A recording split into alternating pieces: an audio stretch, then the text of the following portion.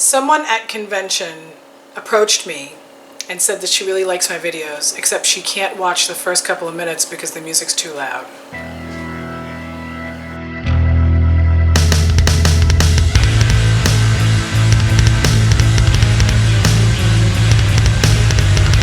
I'm going to be reviewing another new Optavia meal today, fueling today.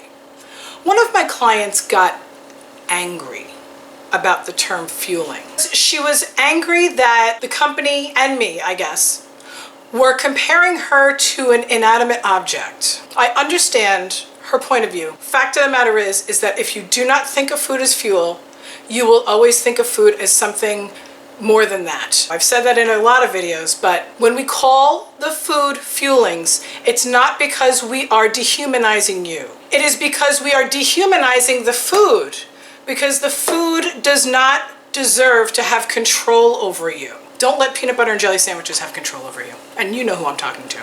Yes, okay. Anyway, hi, how are you? My name is Andrea, I'm a health coach. Let's go. This is the Optavia mac and cheese. There's two new kinds of mac and cheese. This is a spinach pesto mac and cheese. Now, when I saw this come out, I went, why the hell did I not think of putting a tablespoon of pesto into the old mac and cheese? A good pesto is probably going to cover up that other flavor. Not exactly sure what that other flavor is. I'm not making this video to put anybody down. I am so wanting to love this, and I love the color of the box. And the other thing that's very cool that not a lot of people have been talking about on social media, although everybody is talking about this on social media, when you open up the box, there's like little messages over here. This one says, explore the possibilities, embrace the day ahead. And even the sachets have little messages on them. This one says, inspire yourself with what's possible today.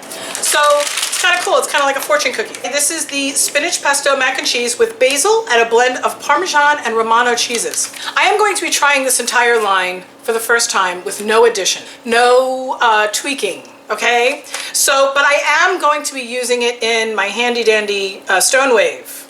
Again, thanks Keith, how you doing? And again, we were at a Take Shape for Life event and I did not get a chance to say hi. I saw him twice, but anyway. Oh, it smells really good. You know the Knorr mac and cheese, K-N-O-R-R? It smells like that. You can really smell the pesto smell, which is really nice. According to the package, it says mix the contents of 1 sachet with half a cup of cold water in a deep microwave safe bowl. Stir well. You're supposed to microwave it for 1.5 minutes, let it stand for a minute, and then microwave it for another minute, and then let it stand for 3 to 5 minutes, stirring in between each little process. So I just had it in microwave for 1.5 minutes, but I did it in 30-second spurts, and I stirred in between each. I did have a little bit of, not overflow, it bubbled up into the spout of the Stone Wave, but it didn't go over. You could just see that it went all the way up to the top. So now it's been sitting for another minute. I'm gonna put it in for another minute, and then I'm gonna wait 3 to 5 minutes. All right, I transferred it to this big old bowl. Way too big for the amount of food that's in it, because this turned into a hot mess. Literally a hot mess. Went up and over. It does say use a large bowl on the package. You know, I tried to use something that has helped with overflowage in the past. It didn't quite work. I'm not going to suggest you use this for the mac and cheese. I made this pretty much exactly the way they told me to, except every 30 seconds I took it out and I stirred it. That can't hurt, okay? That can only help the situation.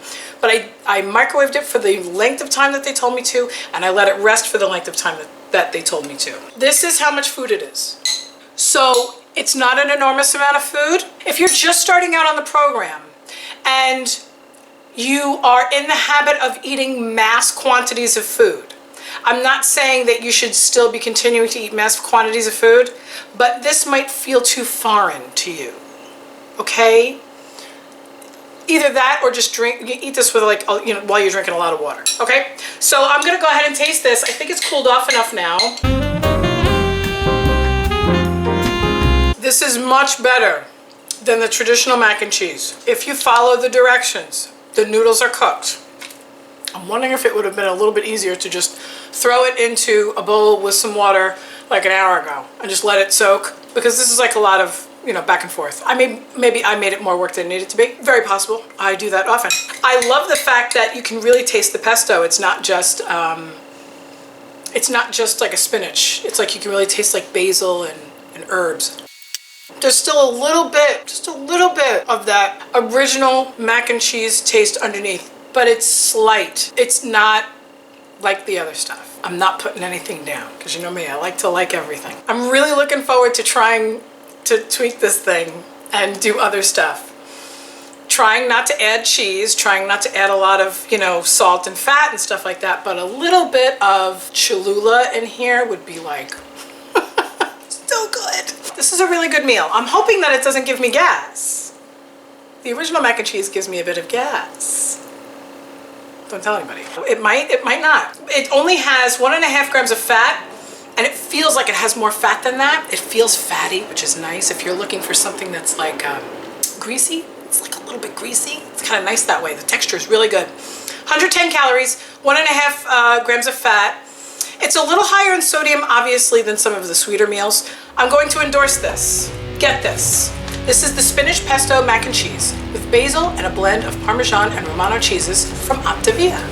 Okay? Okay. Bye.